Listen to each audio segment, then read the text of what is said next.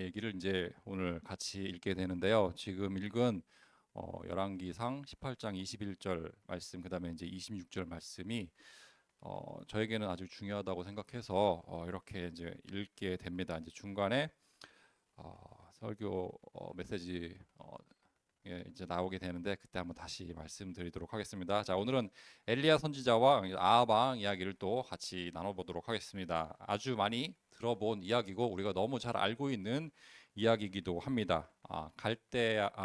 갈멜산에서 또 영적 전투를 하는 그런 장면을 우리는 기억을 하고 있죠. 다뤄야 할 내용이 아주 많이 있어요. 다루어야 할 내용은 아주 많이 있는데 몇 가지 포인트만 이렇게 잡아서 또 같이 이렇게 나눠 보도록 하겠습니다.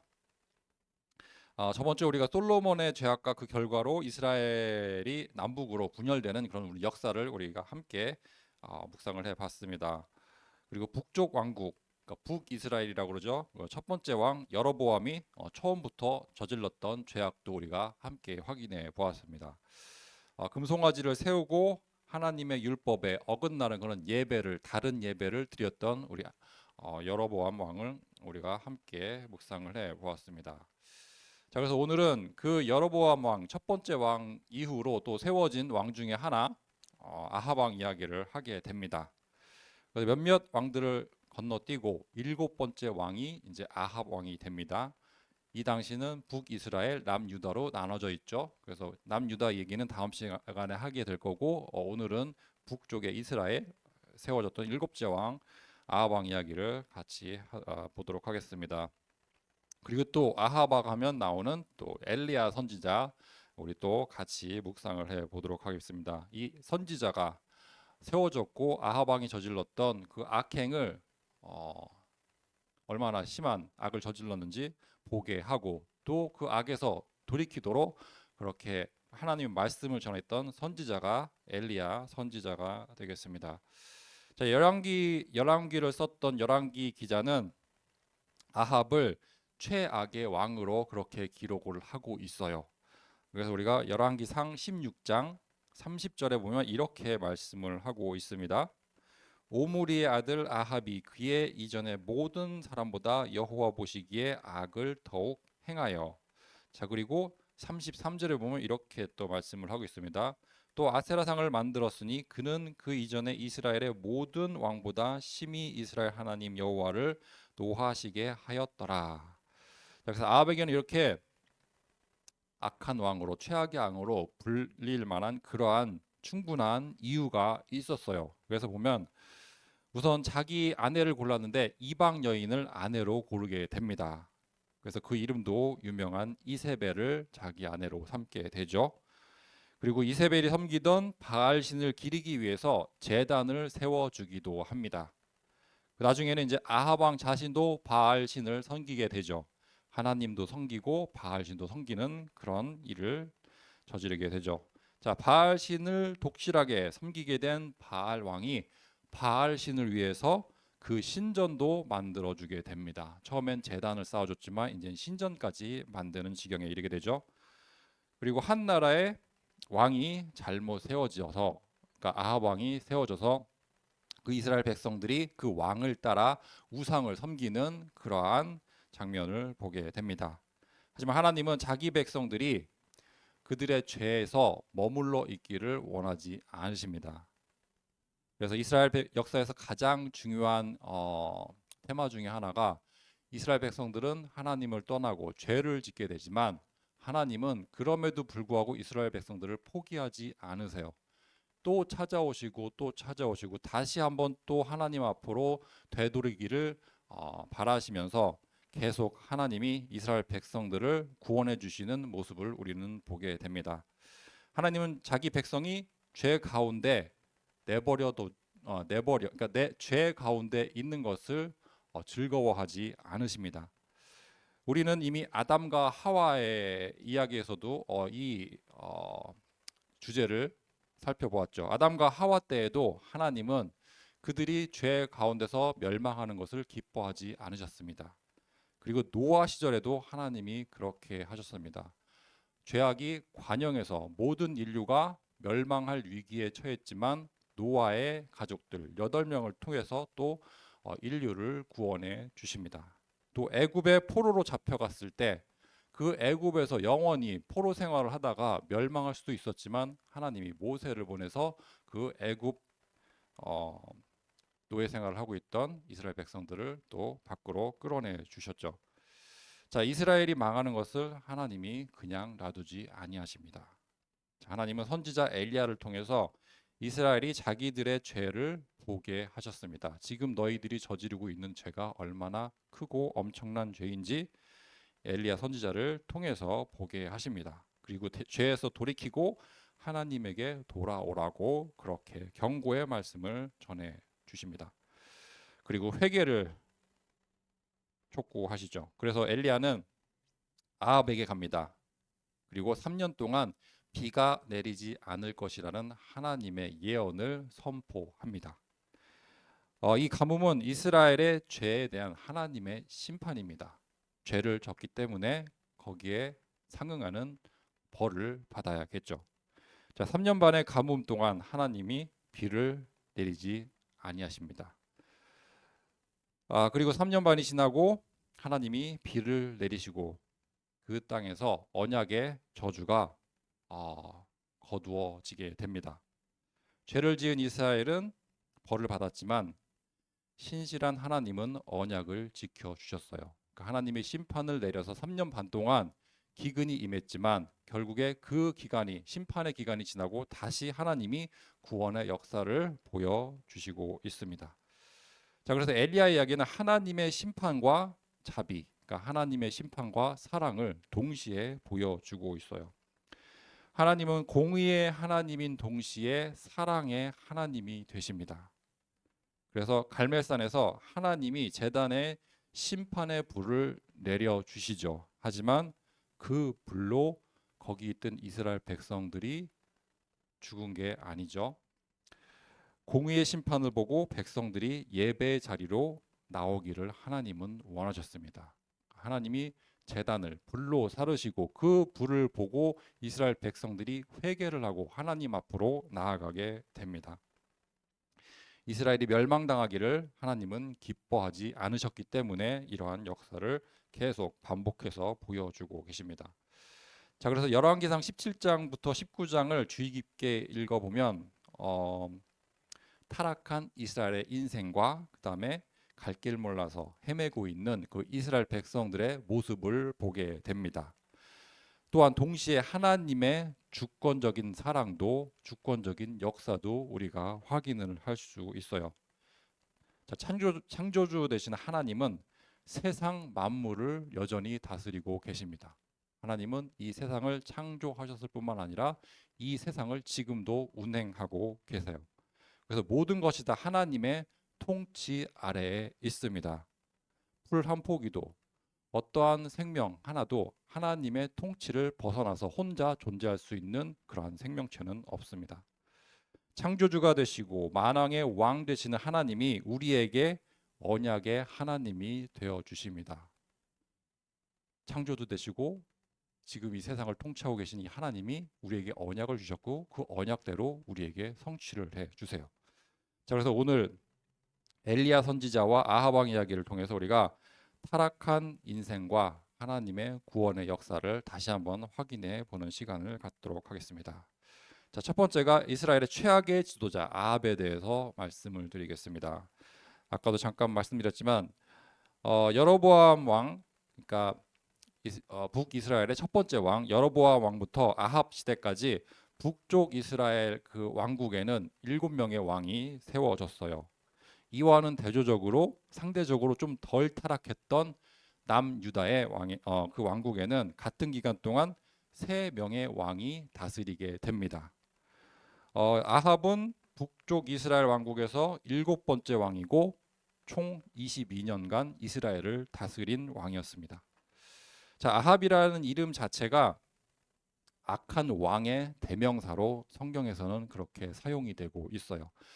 그러니까 악한 왕을 지칭할 때 아합 왕같이 악한 왕이라고 그렇게 성경은 말씀하고 있습니다. 여러 면에서 아합 왕은 참 연약한 사람이에요.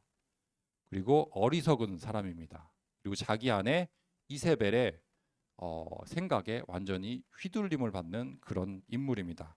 그러니까 자기 생각, 자기 주장 그런 게 없어요. 그냥 아내가 시키는 대로. 그래서 우상도 바알 우상도 아내가 섬기기 때문에 자기도 섬기게 되는 그런 인물입니다. 그 이전에 모든 이스라엘 왕보다 이스라엘의 하나님 여호와를 노하게 한 왕으로 성경은 기록을 하고 있습니다. 또 아하 왕은 하나님의 말씀을 경멸했던 사람입니다. 그리고 아하 왕은 한마디로 하나님을 대적했던 그런 사람이죠. 하나님 말씀 놓치고 하나님의 명령을 거절하고 하나님의 대적했던 그런 인물이 아합 왕입니다. 이방 왕이 아니고 아합 왕은 이방 나라의 어떤 왕이 아닙니다. 이스라엘의 왕입니다. 하나님이 세우신 이스라엘이라는 그 왕국의 왕으로 세워진 이 아합 왕이 이러한 최악의 악행을 저지르고 있어요. 자, 이스라엘의 왕은 하나님의 율법에 따라서 그 나라를 통치하는 그런 모범을 보여야 되는 자리입니다. 그러니까 언약을 붙잡는 그런 본을 보여주어야 하는 자리가 이스라엘 왕의 자리입니다. 하지만 아합 왕을 비롯해서 대부분의 이스라엘 왕들은, 그러니까 아합 왕 전에 6명의 왕이 세워졌죠. 그리고 그 이후에 수십 명의 왕이 세워졌지만 그 대부분의 왕이 다 이 하나님의 언약을 놓치고 하나님 앞에 죄를 범하고 하나님을 대적하는 그런 죄를 범하게 됩니다. 자, 그다음에 두 번째로 구약 시대에 하나님이 이스라엘 백성들에게 보내셨던 그 선지자에 관해서 잠깐 살펴보도록 하겠습니다. 구약 시대에는 수많은 선지자들이 이스라엘에 세워졌습니다. 선지자들은 하나님의 말씀을 대언하기 위해서 그 백성들에게 보내졌던 사람들입니다. 그래서 이스라엘에 보내졌던 그 선지자의 주요 역할과 그 맡았던 임무를 간단하게 살펴보겠습니다.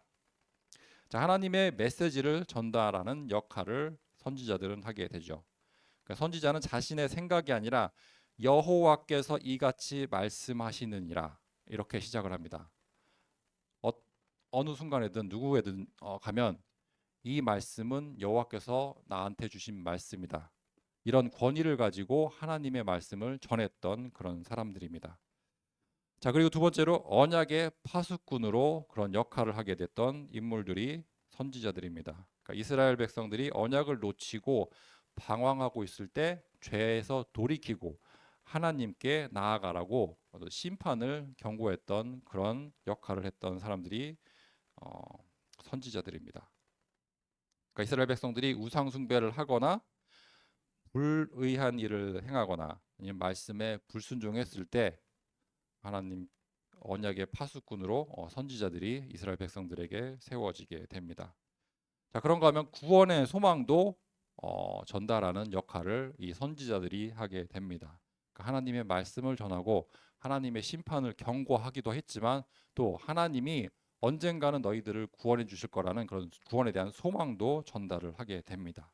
그러니까 심판 후에는 하나님이 사랑과 은혜로 너희를 다시 구원해 주실 거다라는 그런 예언을 선포하게 됩니다. 하나님이 아브라함, 이삭, 야곱에게 하신 그 언약의 신실하신 분임을 이스라엘 백성들에게 전달을 해 주는 것이죠. 그리고 장차 오실 메시아 예수 그리스도를 통한 구원의 소망도 그 예전부터 구약 시대부터 전달을 해 주고 있습니다. 자, 그래서 간단히 말하면 구약 시대 선지자들은 백성들이 죄를 지었을 때 심판을 경고하고 회개를 촉구했던 그러한 사람들입니다. 결국 선지자는 하나님께로 인도하는 그런 메신저의 역할을 했던 그런 사람들입니다. 자, 그래서 그렇게 선지자로 이스라엘 백성들에게 선지자로 세워졌던 수많은 선지자들 중에 오늘은 엘리야 선지자 이야기를 보게 됩니다. 자, 엘리야 하면 가뭄 이야기를 빼놓을 수 없죠. 그러니까 아합 왕이 최악의 죄를 저지르고 있을 때 엘리야 선지자가 아합에게 이렇게 선포를 합니다. 그 내용이 열왕기상 17장 1절에 나와 있습니다.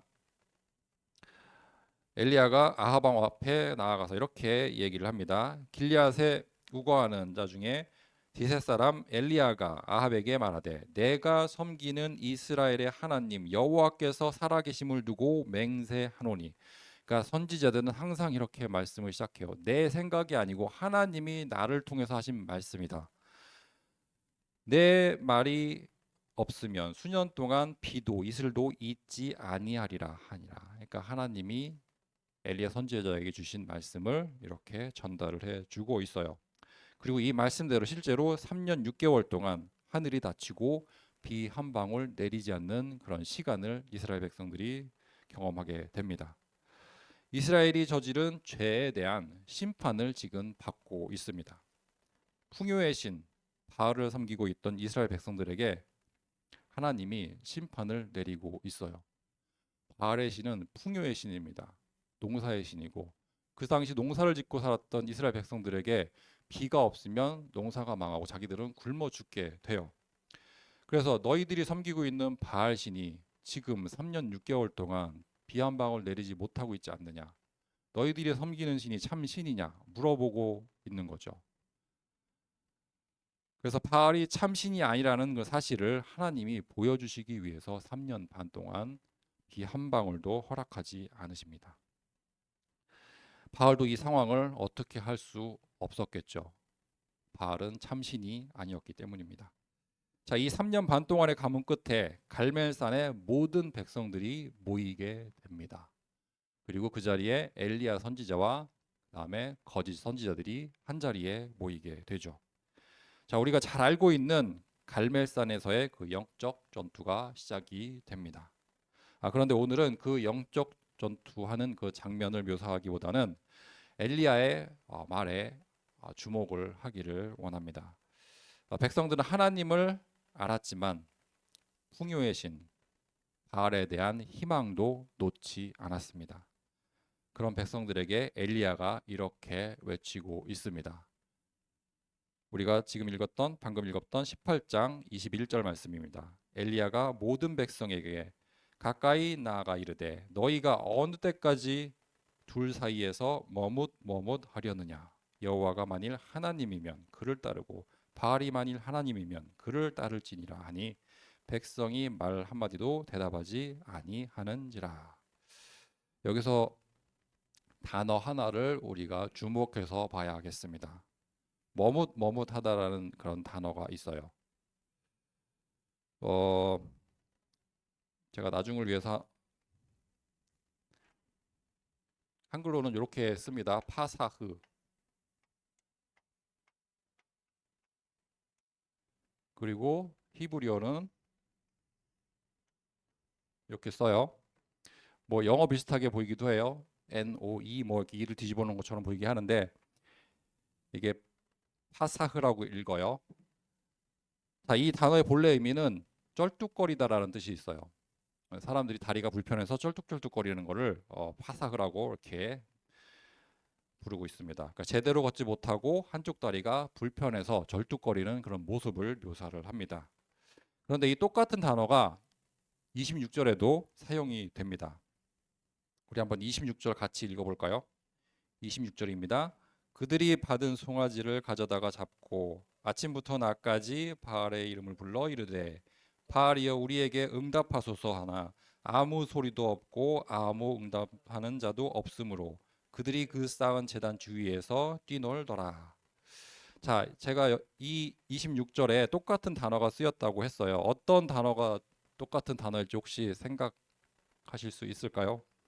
한글 번역으로는 지금 다른 단어로 번역이 되어 있어요. 어떤 단어일까요? 뛰놀다라는 단어하고 지금 이 단어가 똑같은 파사흐라는 동사가 쓰였어요. 그러니까 머뭇머뭇하다, 뛰놀다 이게 같은 단어로 쓰였습니다. 그러니까 바알 선지자들이 제단 주변을 돌면서 춤추는 모습을, 그러니까 무속인들이 춤추는 그런 모습을 묘사를 하는 단어입니다. 그러니까 비가 내리기를 빌면서 몸부림치고 있는 그런 모습입니다. 그러니까 우리가 말하는 그 댄스가 아니고 정말 몸부림치는 모습이어서 그래서 이 모습을 조금 더 자세히 묘사하고 있는 그 구절이 28절입니다. 28절을 한번 같이 읽어보도록 하겠습니다. 이에 그들이 큰 소리로 부르고 그들의 규례를 따라 피가 흐르기까지 칼과 창으로 그들의 몸을 상하게 하더라. 그러니까 여기서 말하는 파사흐는 바알 선지자들이 자기의 몸을 자해하면서까지 몸부림을 치는 그런 모습을 묘사를 하고 있는 것입니다. 그러니까 21절에서 이스라엘 백성들이 두 신 사이에서 갈팡질팡하고 있는 모습도 파사흐입니다. 그러니까 하나님도 섬기고 세상도 섬기는 그러한 모습을 담고 있는 단어죠. 그리고 26절에서 바알 선지자들이 발버둥 치는 그런 장면도 파삭을 하는 똑같은 동사로 묘사를 하고 있어요. 자, 이스라엘 백성의 파삭, 신앙적으로 절뚝거리고 있는 거죠. 그러니까 하나님과 세상 사이에서 중심을 잃고 이리저리 휘청거리고 있는 그러한 모습을 이렇게 묘사를 하고 있어요. 그리고 바알 선지자의 파사은 종교적인 몸부림, 발버둥을 이야기합니다. 그러니까 헛된 노력을 하고 있는 거죠. 결실이 없는 그런 노력을 하고 있습니다. 아무리 열심히 쩔뚝거리고 춤을 추고 소리를 지르고 또 자기 몸을 피가 날 정도로 자해를 해도 바알은 응답을 하지 않습니다. 그들이 섬기고 있는 바알 신은 그 몸부림에 응답을 할 수가 없습니다. 자, 여기서 스스로에게 질문을 우리가 한번 해보아야겠습니다. 우리도 혹시 머뭇머뭇하고 몸부림치고 있는 그런 상태는 아닌가 한번 점검을 해보아야겠습니다. 우리가 하나님은 알고 있어요. 하지만 세상 것도 놓치고 싶지가 않아요. 두 개 다 붙잡으면 어떻게 하면 두 개 다 같이 잡을 수 있을 것 같기도 해요. 그런데 성경은 절대 두 가지를 함께 섬길 수 없다고 말씀을 하고 있습니다. 한 사람이 두 주인을 섬기지 못할 것이니 혹 이를 미워하고 저를 사랑하거나 혹 이를 중히 여기고 저를 경히 여김이라. 너희가 하나님과 재물을 겸하여 섬기지 못하느니라. 여기서는 재물만 가지고 얘기를 하지만 재물은 대표적으로 얘기한 것이고 세상적인 기준들이 많이 있어요. 명예도 있을 거고 권세도 있을 거고 수많은 세상적인 가치들을 대표해서 재물로 얘기를 하고 있습니다. 그러니까 한쪽을 바라보고 있으면 다른 쪽은 등을 돌릴 수밖에 없어요. 그래서 우리가 하나님과 재물을 겸하여 섬길 수 없다고 성경은 분명히 말씀을 하고 있어요. 그래서 갈팡질팡하는 우리에게 예수님이 답을 주시고 있습니다. 그러니까 마태복음 6장 24절을 읽었는데 그 뒤에 6장 33절에 하나님이 우리에게 답을 주고 계세요. 그런즉 너희는 먼저 그의 나라와 그의 의를 구하라. 그리하면 이 모든 것을 너희에게 더하시리라. 그러니까 우리가 구해야 될 것은 세상적인 것이 아니고 하나님의 나라와 하나님의 의를 구하는 것이라고 말씀을 하고 있습니다. 하나님의 나라와 하나님의 의를 구하면 나머지는 하나님이 다 알아서 챙겨 주신다고 말씀을 하고 계세요. 하지만 그리하지 아니하실지라도 우리에게는 하나님이 최우선이 되어야 할 줄로 믿습니다. 자, 오늘 본문에서 하나님은 갈팡질팡하고 있던 이스라엘 백성들에게 길을 보여주셨습니다. 하나님과 세상 사이에서 갈등하고 있던 백성들에게 하나님이 길을 열어서 보여주십니다. 그 내용이 18장 30절에서 39절까지 기록이 되어 있습니다. 자, 우선 18장 30절을 한번 같이 읽어보도록 하겠습니다. 30절입니다. 엘리야가 모든 백성을 향하여 이르되 내게로 가까이 오라. 백성이 다 그에게 가까이 가매 그가 무너진 여호와의 제단을 수축하되. 그러니까 엘리야 선지자가 이스라엘 백성들을 한 자리에 모으고 무너진 제단을 수축하는 것으로 예배를 시작하고 있습니다. 그러니까 제단에 물을 3번이나 붓고 엘리야가 간절히 기도를 합니다. 예배가 시작이 되었죠. 자, 36절과 37절을 한번 같이 읽어보도록 하겠습니다. 36절부터입니다. 저녁 소재 드릴 때에 이르라. 선지자 엘리야가 나아가서 말하되 아브라함과 이삭과 이스라엘의 하나님 여호와여, 주께서 이스라엘 중에서 하나님이신 것과 내가 주의 종인 것과 내가 주의 말씀대로 이 모든 일을 행하는 것을 오늘 알게 하옵소서. 여호와여 내게 응답하옵소서 내게 응답하옵소서 이 백성에게 주 여호와는 하나님이신 것과 주는 그들의 마음을 되돌이키심을 알게 하옵소서 하매. 자, 이렇게 엘리야 선지자가 간절히 기도를 드렸습니다. 그리고 여호와 하나님이신 것과 주는 그들의 마음을 돌이키심을 알게 하옵소서 이렇게 간절히 기도를 합니다. 이 간절한 기도에 하나님이 응답을 해 주셔요. 그 내용이 38절, 39절에 나옵니다. 같이 읽어보도록 하겠습니다. 이에 여호와의 불이 내려서 번제물과 나무와 돌과 흙을 태우고 또 도랑의 물을 핥은지라 모든 백성이 보고 엎드려 말하되 여호와 그는 하나님이시로다 여호와 그는 하나님이시로다 하니. 자, 심판의 불이 내렸어요. 하지만 이스라엘 백성들이 그 불에 소멸된 것은 아닙니다. 그 심판의 불이 내려서 제단을 다 태워버리죠. 자, 이것을 지켜본 백성들은 그 앞에 엎드리게 됩니다. 하나님의 임재를 보고 그 앞에 엎드립니다. 자, 이렇게 하나님의 임재 앞에 엎드리는 것이 예배입니다. 그리고 하나님의 말씀 앞에 엎드리는 것이 예배입니다. 예배가 회복되는 순간을 지금 말씀을 하고 있어요. 자, 오늘 함께 묵상했던 갈멜산 전투의 핵심 메시지를 한번 정리를 해 보겠습니다. 바알 선지자들을 이겼다는 것이 이 갈멜산 전투의 중요한 메시지가 아니에요. 이 사건을 통해서 하나님을 다시 예배하게 되었다는 것이 이 장면의 핵심 메시지입니다. 당연히 하나님은 바알 선지자를 이길 수 있겠죠. 그게 중요한 게 아니고 그 사건을 통해서 이스라엘 백성들이 다시 하나님을 예배하는 자리로 나오기를 하나님은 간절히 원하십니다. 자, 아합 왕을 따라서 거짓 신을 섬기고 있었지만 결국 이스라엘 백성들은 하나님 앞으로 돌아왔습니다. 하나님의 임재 앞에 엎드려 예배를 하고 하나님 말씀 앞에 엎드려 예배를 하게 됩니다. 자, 우리 모두는 신앙의 결론이 이러해야 할 줄도 믿습니다. 우리가 아무리 방황을 하고 우리가 아무리 세상 기준, 세상 가치를 가지고 우리가 흔들리고 많은 유혹을 가지고 우리가 유혹 때문에 예배를 놓치기도 하고 하나님 말씀을 놓치기도 하고 하나님이 우리에게 주셨던 언약을 놓치기도 하지만 결국 우리가 하나님 앞으로 하나님 말씀 앞으로 하나님의 임재 앞으로 돌아와서 그 앞에 엎드려서 예배를 드릴 수 있는 것이 우리의 신앙의 결론이어야겠습니다.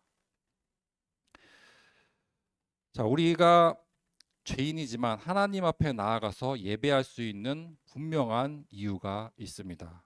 하나님이 이렇게 말씀을 하시죠.